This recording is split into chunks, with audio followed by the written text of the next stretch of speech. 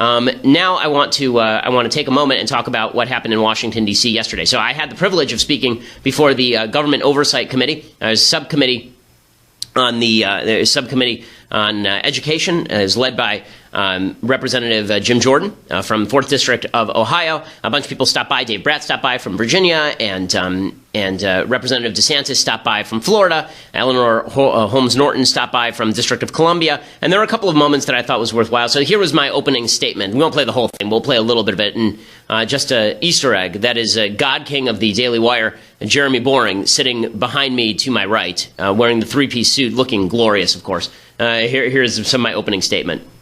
It's an honor to testify before you here today. The reason that I'm with you is that I speak on dozens of college campuses every year, so I have some firsthand experience with the anti-First Amendment activities that have been taking place on the college campuses. I've encountered anti-free speech measures, administrative cowardice, even physical violence at campuses ranging from California State University at Los Angeles to University of Wisconsin at Madison, which is driving the legislation that Ms. Demings was talking about, to Penn State University to UC Berkeley, and I am not alone. In order to understand what's been going on at some of our college campuses, it's necessary to explore the ideology that provides the impetus for a lot of the protesters who violently obstruct events, pull fire alarms, assault professors and even other students, and the impetus for administrators who all too often humor these protesters. Free speech is under assault because of a three-step argument made by the advocates and justifiers of violence.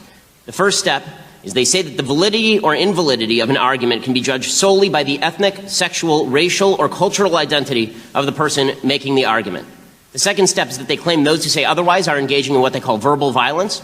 And the final step is they conclude that physical violence is sometimes justified in order to stop such verbal violence.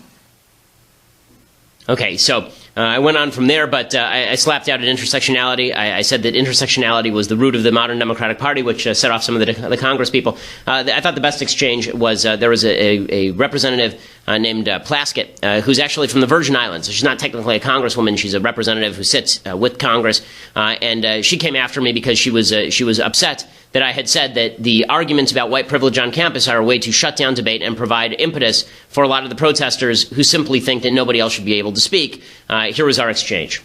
I had a conversation with Rachel Lazar, who's done some work, a Jewish American woman who's done some work on this area, as well as having extensive conversations with Dr. Greg Parks of Wake Forest University, who's also talked quite a bit about critical race theory.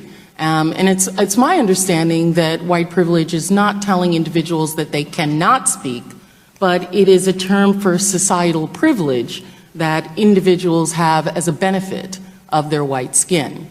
And I don't think that, and I think universities would be remiss to then say that because you're white, you're not allowed to say anything that's critical of white people. I didn't know that white privilege actually went into that sphere. My understanding is it's just, and the issue is that white privilege makes people uncomfortable to talk about the societal privilege that they have.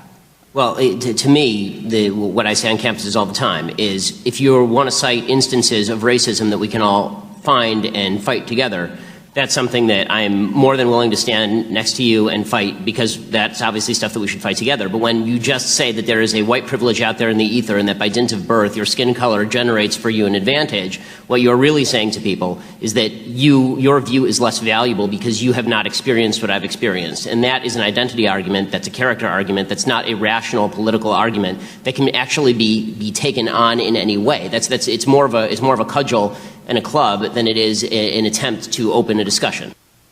Okay, so you can see it got a little bit heated from time to time in the hearing. It was really worthwhile. Because I want to get to things I like, things I hate in the mailbag, we'll cut it short there. But it's worthwhile. You should go and watch. I think somebody's put together a compilation of all the sections where I'm talking, if that's the part you want to watch. A lot of the other people who are speaking had interesting things to say. But a really fascinating hearing, and it was kind of a kick. I mean, thanks to all of the kids who came. There were a bunch of college students who showed up, filled the audience. It felt like a movie. We were walking through the hallways and everybody was cheering. It was pretty hilarious. I wanted to have Jeremy behind me start a slow clap after I finished. I'm Ben Shapiro. This is The Ben Shapiro Show.